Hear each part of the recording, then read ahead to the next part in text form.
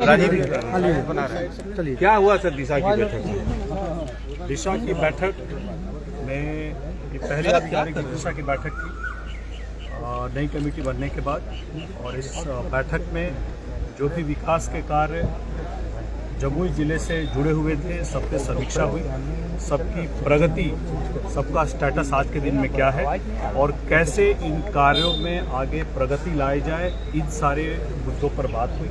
सभी विभाग ने अपना अपना रिपोर्ट दिया और इसमें क्या वैल्यू एडिशन हो सकता था, हम लोग क्या इसमें सुझाव दे सकते थे, इसको लेकर के एक विस्तृत चर्चा हुई। आने वाले जो मौसम है, अभी गर्मी का मौसम है, उसको लेकर के पेयजल की जो समस्या हर बार जो गर्मी में खड़ी होती है, उसको हम कैसे बेहतर तरीके से इसका समाधान निकाल सके, इस पर बात हुई। सिंचाई को लेकर के बात हुई, इसके अलावा स्वास्थ्य को लेकर के बात हुई, शिक्षा को लेकर के बात हुई, और अलग अलग विभागों ने अपना रिपोर्ट के साथ साथ अलग अलग जितने भी जनप्रतिनिधि थे जो उन्होंने सुझाव दिया, उन सभी पर विभाग से अमल होगा। और अमल होने के बाद ये मीटिंग दोबारा 4 महीने बाद होगी, और इन 4 महीनों में हर विभाग क्या प्रगति किया, उसने अलग अलग दिए गए सुझावों पर उस पर भी बात होगी। और ये अभी दिशा की बैठक निरंतर मेरे लोकसभा क्षेत्र में निरंतर तरीके से जमुई जिले में चलता रहे। कुछ खामियां निकली क्या किसी विभाग? देखिए, पिछले बार मीटिंग हुई और आज मीटिंग हुई, तो 4 महीने तो हो गया। 4 महीने से ज़्यादा वक्त हो गया। कुछ प्रगति हुई है, लेकिन अभी भी इसको बेहतर करने का बहुत स्कोप है, और इन्हीं सारी मसलों पर चर्चा हुई।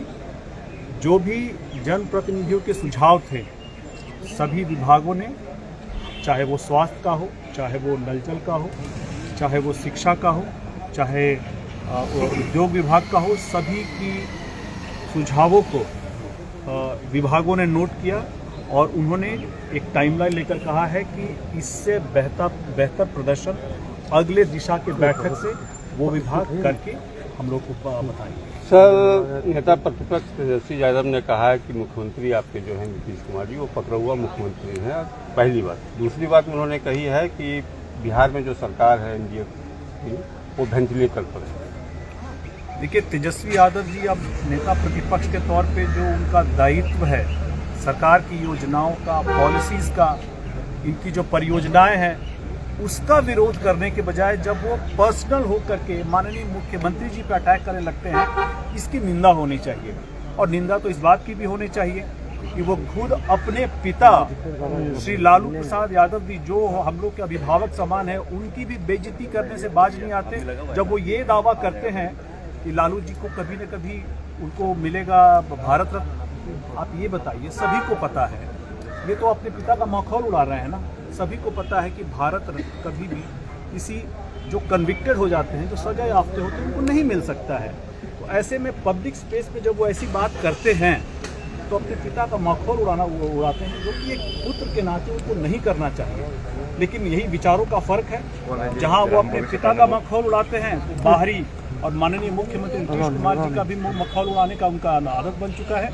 देखिए, एक नेता प्रतिपक्ष के तौर पे बहुत ज़रूरी है कि वो सिर्फ और सिर्फ सरकार के कामकाज पर, सरकार की नीतियों पर, योजनाओं पर, परियोजनाओं पर, उसके कार्यान्वयन पर उसकी समीक्षा करें, और वहाँ सरकार को बोले कि भाई आप यहाँ गलत है, आपको सुधार करने की ज़रूरत है। किसी पे व्यक्तिगत तौर पे अटैक नहीं होना चाहिए। तो 2025 को लेकर कहीं नैरेटिव शूट नहीं कर रहे हैं ये वोट बैंक? वो सिर्फ और सिर्फ उनका जो गिरता हुआ जनाधार है और उनके कार्यकर्ताओं का जो मनोबल है, सिर्फ उसको उठाए रखने के लिए कुछ भी अनर्गल बयान देते हैं, जिसके हम लोग पक्ष में नहीं है। आप अपने कार्यकर्ताओं को के मनोबल को उठाए रखने के लिए और भी कुछ कीजिए, कार्यक्रम कीजिए, जनता के बीच में जाइए। जनता के बीच में जाते नहीं हैं। जब देखिए यहाँ से वो दिल्ली चले जाते हैं, जनता के बीच में जाइए, उनकी जाके बात कीजिए, उनसे उनकी बातों को सुनिए, विचारों को सुनिए, और तब आप उस पर कुछ ऐसा कार्यक्रम लाएं, ऐसा कोई आप पार्टी में कोई ऐसा पॉलिसी बनाए जिसके कारण आपका कार्यकर्ता हमेशा उत्साहित रहे। आप सबको समावेश करने की बात कीजिए, आप बड़े ही लिमिटेड हो जाते हैं। यही दिक्कत है तेजस्वी यादव जी की। सर, आप आस्था की